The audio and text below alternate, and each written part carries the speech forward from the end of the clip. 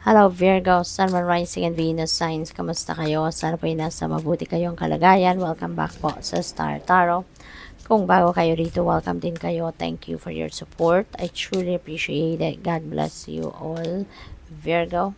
Paunang mensahe po ninyo, Queen of Swords. Ayan, so, be honest now with yourself. Be honest. Yan ang panawagan sa inyo ni Queen of Swords. Kasi parang ano kayo rito you're still trying to please other people, no? Kaya minsan kahit hindi yun ang gusto mong sabihin, kahit hindi yun talaga ang totoo mo nararamdaman or iniisip, no? Iniiba mo para na maging maganda lang, no? Ang sasabihin ninyo, no, towards other people. Kaya eto, maging honest ka, no? Ito yung panawagan sa iyo. Maging honest ka sa sarili mo. Okay? So that you can also attract people that would be honest towards you. Okay? Kasi kung hindi ka honest sa sarili mo, sa mga nararamdaman mo, sa mga iniisip mo, 'di ba? Iba yung sinasabi mo sa or ginagawa mo sa naiisip mo at sa nararamdaman mo, 'di ba? How can you expect other people to be honest towards you, 'di ba? Kaya importante 'yon. So, at saka 'yon, importante, no, na kung anong iniisip mo, anong nararamdaman mo, yun ang sabihin mo. Express it. Put them into words. Okay? Para kung mayroon man mga transactions, lalo-lalo na negotiations, mga ganon, mas maganda, 'di ba, na sinasabi mo or ine-express mo kung ano ang totoong nasa loob mo. So, what else? We have Chariot. Ayan. So, meron travel si Virgo. Maybe you're going somewhere. Depende sa inyong sitwasyon. It could be for various reasons. But, yung travel na to could be land travel, no? So, baka magdadrive kayo or mag-ano kayo, magpa-public transpo, pero by land, yung travel na to. This is also about determination, no? Determination, willpower, kaya yung mga ganon, pagsasama-samahin ninyo yon and na magtatagumpay kayo. Kasi meron ditong success na naghihintay sa inyo, no? Maybe, kung ano man ito, baka meron kayong problema haharapin at mapagtatagumpayan mo yon. Meron dito sigurong travel kayo regarding trabaho, 'di ba? May transaction at pagtatagumpayan mo 'yon. Maaaring makukuha mo kung ano yung gusto mong makuha out of that transaction. So what else? We have Four of Swords. Kailangan ninyong tulog siguro.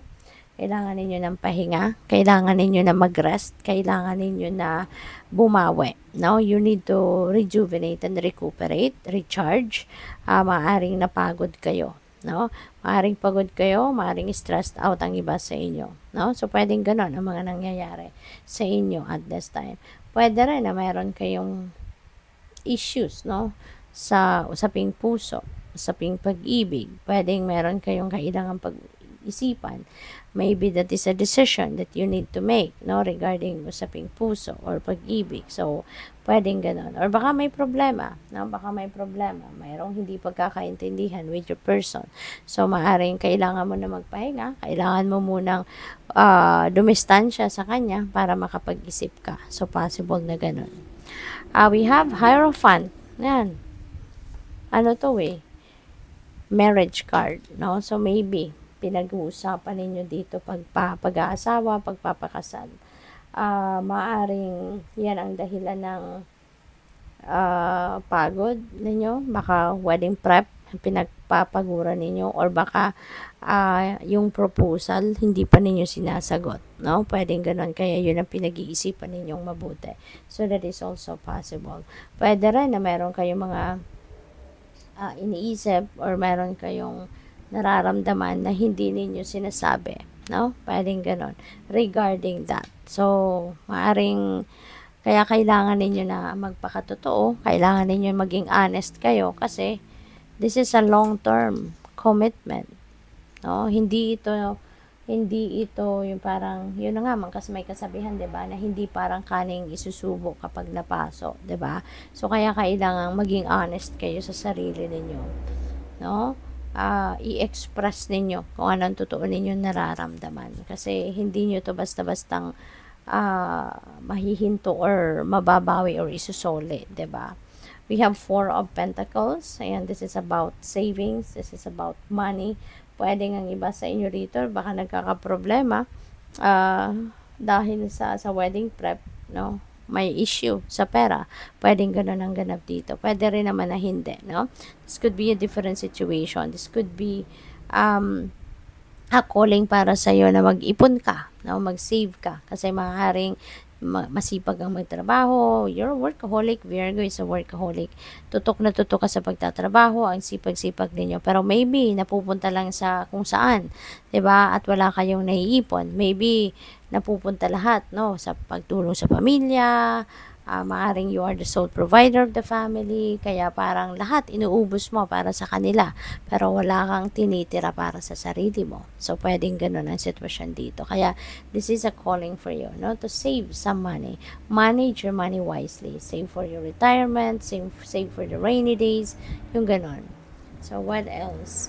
We have Knight of Pentacles. Ayan. So, there could be some offers dito para sa inyo. Baka may offer of investment, no? Ang iba sa inyo dito, Virgo. Kaya if I were you, pag-isipan ninyong mabuti. Kasi kung hindi kayo, lalo-lalo na kung hindi kayo nakakapag-save, 'di ba? So, maaaring ito na yung pagkakataon ninyo. Kasi kapag nag-invest ka, or nag-save ka, 'di ba? Yung parang hindi mo basta-bastang makukuha yung pera, 'di ba? Yung ganoon, parang nakakalimutan mo na lang, pero tumutubo, dumadami yung pera ninyo. So, pag-isipan ninyong mabuti. Okay? Whatever this is, whatever offer is this, whether this is additional trabaho, or panibagong trabaho, or panibagong career, or business, or investment, or whatever kind of financial opportunity yung dumating sa inyo. Pag-isipan ninyong mabuti. Okay? Do not jump into that situation right away or that opportunity right away na hindi ninyo pinag-aralan. At tinignan maigi. Okay? So, good luck. Thank you for watching. Love and light. Namaste.